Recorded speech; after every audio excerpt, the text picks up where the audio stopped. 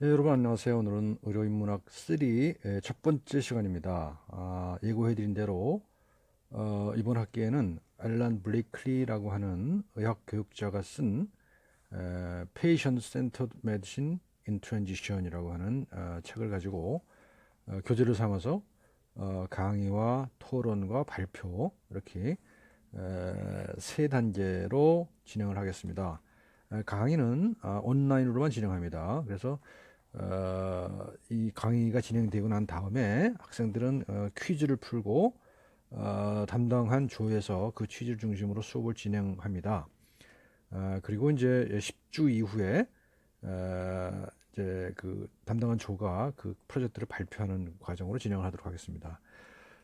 이 책은요, 굉장히 그 과격한 주장을 담고 있는 책이라고 볼 수가 있습니다. 이 프리머스 유니버시티 오브 펜실베니아라고 하는 곳이 이게 아마도 예전에 문을 닫았던 의과대학인가 봐요. 그런데 거기서 다시 새로 의과대학을 열면서 교육 제도를 완전히 뜯어고쳐 완전히 새로운 방향으로 실험하고 있는 그런 곳입니다. 근데 그 교육 제도가 기존의 그 과학 중심의 의학이 아니라 의료 인문학에 전면적으로 도입된 그러한 뭐 전 과정이 의료 인문학을 중심으로 돌아가는 그런 대학이라고 합니다. 자, 이 책의 중심이 이제 환자 중심이라고 하는 화두가 꺼내졌거든요. 그래서 환자 중심이라는 말은 많이 있었지만 실질적으로 그것이 정말 환자 중심이냐 하는 것에 대해서는 그 논란이 많이 있었죠. 먼저는 역사적 맥락을 살펴볼 필요가 있을 것 같습니다. 왜 지금 환자 중심이냐는 겁니다. 지금 환자 중심이라는 것은 역사적 맥락에서 어떤 흐름 속에 있느냐 하는 겁니다. 우리가 1학기, 지지난 학기에 의료문학 1, 2를 통해서 의학의 역사와 철학을 공부했잖아요. 역사를 한번 되짚어 보십시다.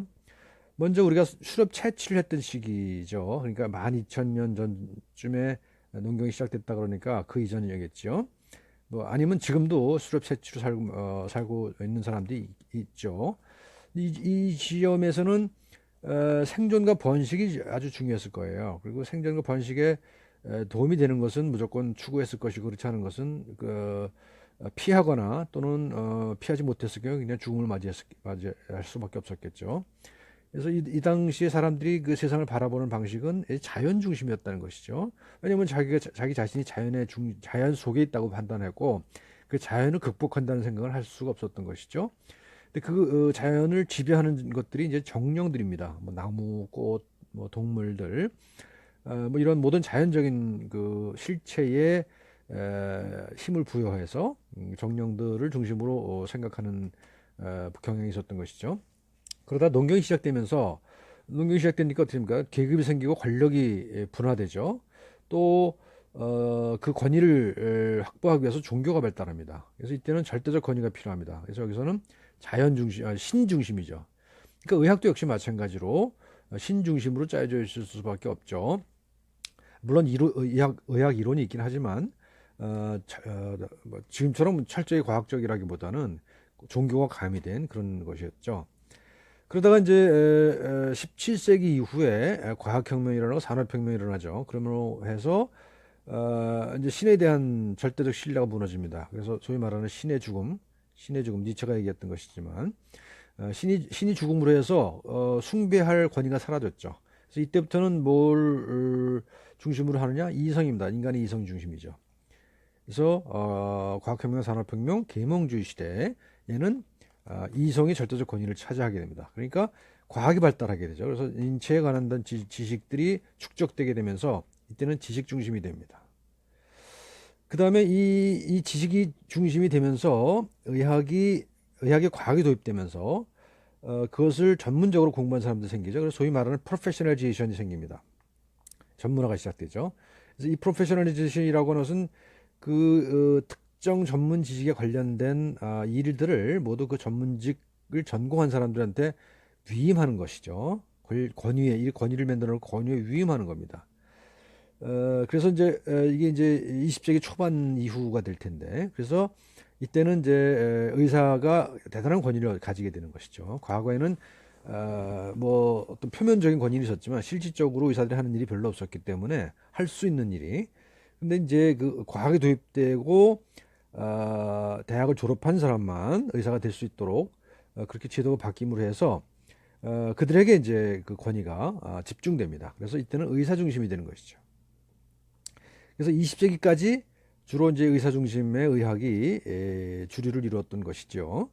그러다가 이제 20세기 말에 오면서 그런 의사 중심 또는 지식 중심 의학에 대한 반성이 시작됩니다. 그래서 소위 말하는 의학 개혁이 시작되죠. 그래서 이때 이제 의학 개혁에서 중심 화두가 됐던 것은 문제 중심 의학이었습니다. 문제 중심. 근데 이제 문제라는 것은 객관적인 사실인 것이죠. 그러니까 과거에는 의사 중심일 때는 이게 뭔가 질병 중심이었죠. 질병이었죠. 객체적 진실, 객체적 실체, 객체 실체는 질병 중심이었는데 이제 의학교육 개혁이 되면서 질병에서부터 문제로 초점이 이동하죠. 그러니까 질병이라고 하는 것은 아주 보편적인 그 언어로 서술된 것이죠. 그러니까 보편적인 언어로 서술된 것이라면 문제는 주관적 언어로 또는 뭐 특정한 언어로 그 서술된 거라고 볼 수 있습니다. 그렇지만 그럼에도 불구하고 주관적이라고보다 상당히 객관적이라고 볼 수가 있어요. 그러다가 지금 이제 21세기에 오게 되면 소위 말하는 신인문주의라고 표현을 했는데 여기서부터 비로소 이제 환자 중심 사상이 대두되기 시작한다는 겁니다. 그러니까 환자 중심이라는 것은 주관적 경험을 중심이 한다는 것이죠. 그 환자라는 것은 바로 경험이라는 것을 의미합니다. 그러니까 그 지금도 계속되고 있는 문제 중심에서도 물론 그 환자를 중시합니다만 이렇게 환자의 직접적인 어떤 그 주관적 경험보다는 환자가 가지고 있는 문제, 객관적으로 얘기해서는 문제를 중심으로 얘기했던 것이죠. 그래서 지금 이제 우리가 일반적으로 문제 중심으로 얘기했을 때 PBL을 많이 얘기했잖아요. Problem Based Learning을 얘기하는데 이제 이 책에서는 같이 이니셜은 같습니다. PBL 같습니다만 이 프로블럼 대신에 이거 페이션트로 바꾸죠. 그래서 Patient Based Learning, 환자 중심 학습. 이라고 하는 말을 만들어서 쓰고 있습니다. 그래서 이 책 전체의 내용을 지금 여기서 요약하고 있는 것이고요. 자, 그다음에 이제 그러면 왜 지금 환자 중심 의학이 대두되고 있느냐? 현실적인 맥락을 좀 살펴보죠. 책에서 강조하고 있는 것이 이제 우리 챕터 제목도 나오는다면 iatrogenic epidemic. 뭐 iatrogenic이라는 것은 의사가 유발한 의료 행위로 인한 문제라는 것이죠.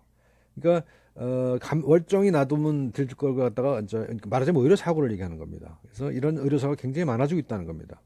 그래서 환자의 안전이 심각하게 위협받고 있다라고 하는 주장들이 오래전부터 나오고 있던 것이죠. 그래서 미국의 IOM Institute of Medicine이라고 하는 곳에서 이런 리포트를 내죠. 1999년에 To Err is Human. 인간이라는 것은 기본적으로 오류를 저지르는 것이다라고 하는 것이죠. 여기서 충격적인 결과를 내놓습니다. 통계 제대로 잡히지 않았던 것이죠.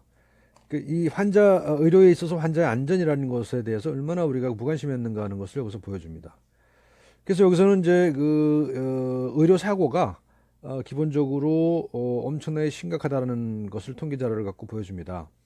그래서 여기서는 대개는 뭐 네 번째, 그러니까 또는 세 번째로 많은 사망 원인 중에 네 번째 또는 세 번째라고 얘기하는데 아마 제일 많은 게 미국 사회 같은 경우는 심장병일 거고요. 두 번째가 암이라면 세 번째 또는 네 번째가 의료사고라는 겁니다. 그래서 그 3, 4위 그 순서를 바꾸는 것들이 뭐 중에 하나가 뭐냐면 사고에 의한 사망입니다. 이게 교통사고에 의한 사망이라는 거죠. 그러니까 의료사고가 교통사고보다 더 많이 사람을 죽일 수 있다라고 하는 그 충격적인 데이터를 가지고 얘기를 하고 있습니다. 근데 그럼에도 불구하고 의료사에 준 충격은 그렇게 많지가 않았죠.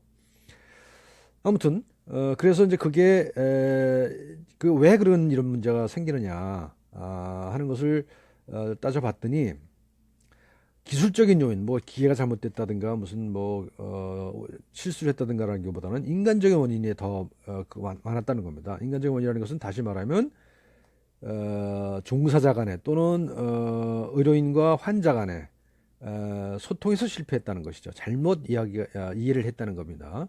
그러니까 충분한 소통이 이루어지지 않았던 것이 의료사고의 직접적 원인이라고 하는 그런 리포트를 내놓죠.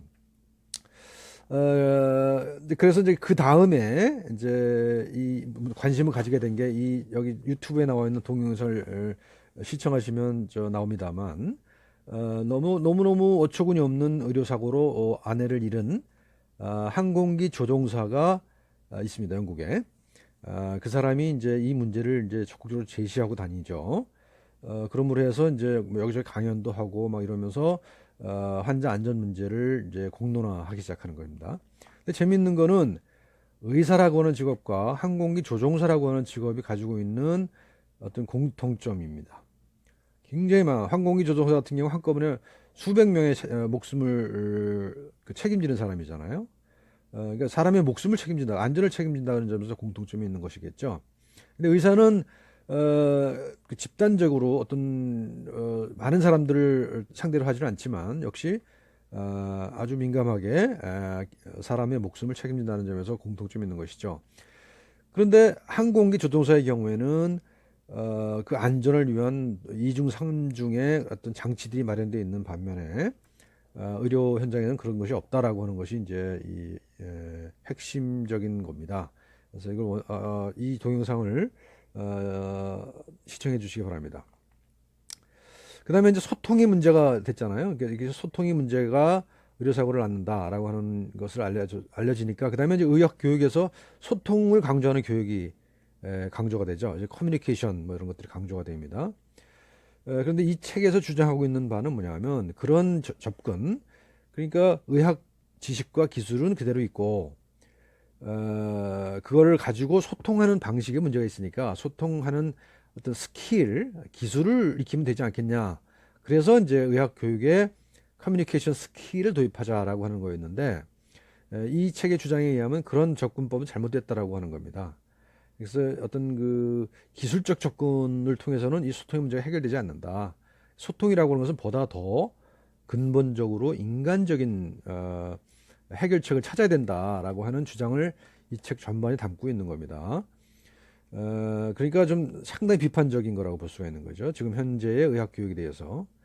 그래서 기술적인 접근이 이제 어떤 뭐 주어진 문제를 푸는 거라면, solving이라면 여기는 새롭게 문제를 제기하는 거라고 볼 수가 있습니다. 이 책에서 주장하는 바는 문제를 풀기보다는 새롭게 문제를 제기해서 새롭게 생각해라 라고 하는 겁니다. 그래서 교육적 접근이다 또는 인문적 접근이다 라고 하는 겁니다. 그러니까 생각하고 행동하라. 어떤 문제가 생겼을 때 그것을 어떤 기술적인 그 요소를 도입하면서 해결할 것이 아니라 그 문제가 왜 생겼는지 근본 원인을 생각해서 시스템적으로 바꿔라 라고 하는 겁니다. 그래서 이제 여기서 주장하는 것은 환자 중심이라기보다는 환자를 중심으로 한 연결성이다. 커넥티드니스. 페이션 센터드니스가 아니라 페이션 커넥티드니스다라고 하는 주장을 합니다. 그러니까 환자를 중심에 두고 거기에 이제 환자를 돌보는 여러 가지 직종들이 있을 거 아닙니까? 의사, 뭐 간호사, 뭐 조무사, 행정직원, 뭐 의료기사, 뭐 물리치료사, 뭐 수도 없죠. 그다음에 뭐 간병인, 그다음에 행정 뭐 하는 사람들, 이런 사람들이 모두 다 서로 소통이 된다는 겁니다. 특히 이 책에서 이제 강조하는 것은 이제 수술실의 안전 문제인데요. 수술실 같은 경우는 이제 마취과 의사와 외과 의사, 간호사, 뭐 그다음에 그 지원하는 그 직종에 있는 사람들, 이런 사람들이 서로 소통이 이루어진다라고 하는 주장을 담고 있어요. 그리고 그 속에는 의사가 꼭대기에 있는 그런 위계적인 체계에서는 소통이 이루어지지 않는다라고 하는 주장을 담고 있습니다. 이건 계속 책에 나오는 거니까요. 수업이 진행되면서 더 살펴보도록 하죠. 그래서 이 책의 중심 주장은 뭐냐면 의학 자체의 문화를 민주화해야 된다라고 하는 주장을 하고 있는 겁니다. 지금 말씀드린 것처럼 어떤 위계 질서 때문에 해야 될 말을 못하는 경우가 많다는 겁니다. 그래서 그것을 이제 그런 문화를 바꾸기 위한 노력을 해야 된다는 것이죠.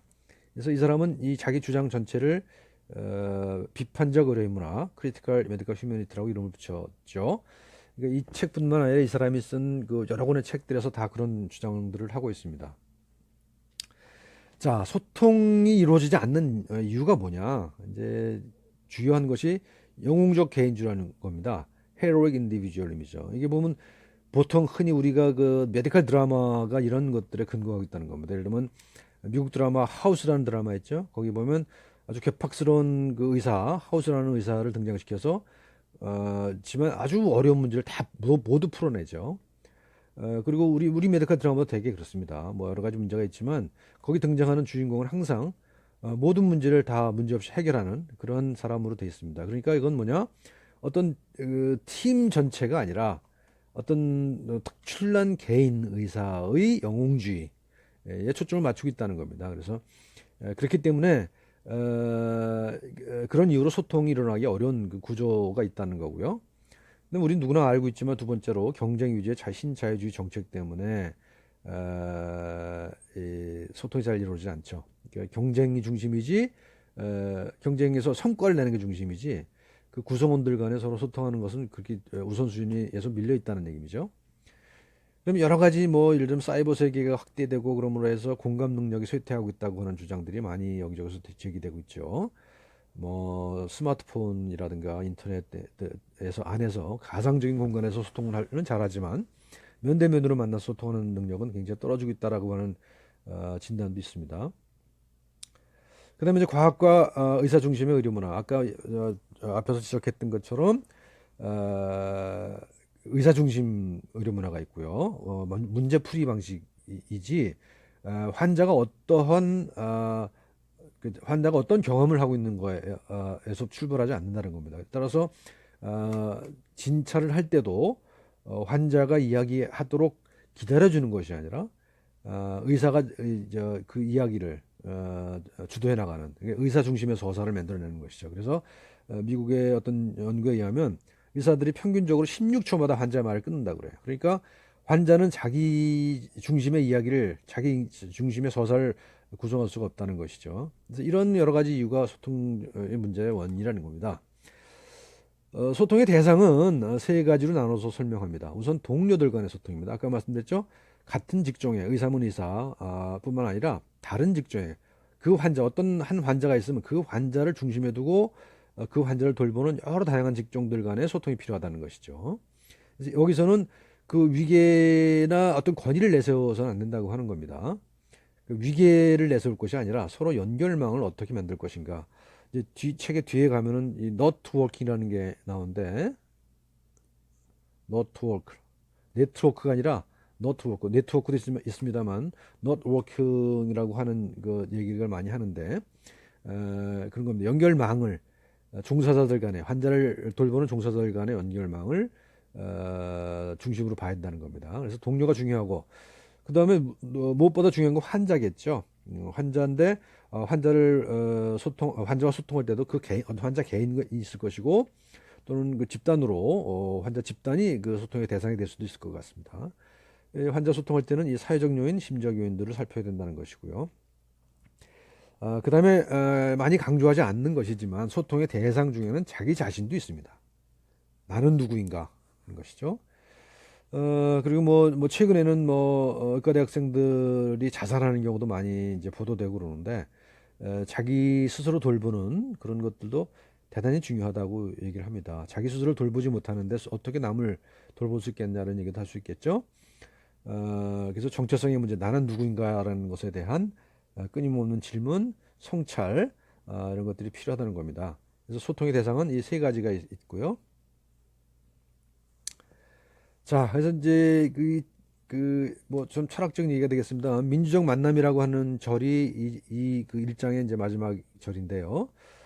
민주적 만남이 된다는 겁니다. 그래서 이제 몇 가지 이제 얘기를 하는데 지금까지는 이제 보통 그런 얘기만 했죠. 전공이 다른 사람들끼리 만나서 얘기할 때 뭐 학제적 연구를 한다. 뭐 그래서 멀티디스플리너리다라고 했죠.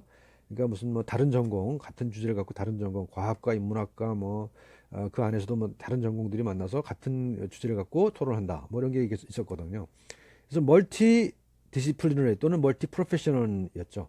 그러니까 다양한 직종들이 한 가지 문제를 같이 해결한다는 거였거든요. 그래서 함께 일한다는 거였거든요.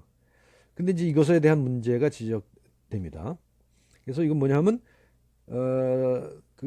같이 일하되 다 따로따로 일을 한다는 거죠. 그거 집합으로 전체를 삼는다는 겁니다. 전체가 집합이 된다는 겁니다. 집합이 된다는 겁니다. 그러니까 서로 간에 어떤 그 영향을 주고받고 그래서 변화하고 하는 것이 없었다라는 그 반성을 하게 되는 것이죠. 그래서 이제 이 책에서 주장하는 것은 인터프로페셔널리즘입니다. 그러니까 직종 간의 어떤 소통이 필요하다라고 하는 것이죠. 나라면 이걸 인터보다는 트랜스라고 하는 말을 쓰고 싶어요. 트랜스프로페셔널리즘, 가로지르기죠. 그러니까 직종을 가로지르는 그런 논의들이 필요하다라고 하는 겁니다. 그래서 여기는 뭐냐면 함께 일할 뿐만 아니라 다른 직종으로부터 배우고 그다음에 다른 직종 또는 환자에 대해서 배우는 겁니다. 환자로부터 배우고 환자에 대해서 환자로부터 배우고 다른 직종에 대해서 다른 직종으로부터 배운다라고 하는 것이죠. 그래서 인터프로페셔널리즘이라고 하는 말을 썼습니다. 근데 이건 철학적으로는 레비나스라고 하는 철학자가 있는데 이 사람은 이제 유대인으로서 나치 수용소에서 수용되어 있던 그런 경험도 가진 사람이거든요. 이 사람이 타자의 철학이라고 하는 철학에 이름을 붙입니다. 그러니까 이건 뭐냐면 나의 정체성은 내 속에 있는 것이 아니라 다른 사람에게 타자에게 있다라고 하는 겁니다. 그러니까 과거에 이제 이 이전까지만 하더라도 자아 중심의 철학이 서구를 지배했다고 한다면 레비나스는 그 자아라는 것이 그 나 속에 있는 것이 아니라 타인에게 있다. 다른 사람에게 있다라고 하는 겁니다. 그래서 이 사람은 철학은 전통적으로 필로소피잖아요. 그러니까 지혜에 대한 사랑으로 알려져 있는데 레비나스에 의하면 사랑은 지혜에 대한 철학은 지혜에 대한 사랑이라기보다는 사랑의 지혜이다라고 하는 주장을 합니다. 이제 이런 이야기들이 우리가 앞으로 이 책에서 논의하게 될 내용들입니다. 자, 이제 그 온라인 동영상 강의 끝에 퀴즈를 낸다 그랬죠? 아까 말씀드렸던 이 동영상을 시청을 하시면 이 아내를 잃은 항공기 조종사의 이야기가 나오거든요. 이 동영상을 시청하시고 항공기 조종사와 의사의 공통점과 차이점을 안전의 관점에서 한번 말씀해 보시죠. 두 번째 퀴즈는요. 우리 대학의 이제 앞에서 얘기한 이런 내용에 의하면 우리 대학의 교육 시스템도 그 대상이 될 수가 있거든요. 그래서 우리 대학의 관점에서 봤을 때는 이런 내용들이 어떻게 적용되고 있고 만약에 문제가 있다면 그 문제는 뭔지 좀 한번 비판적으로 지적해 달라는 요구입니다.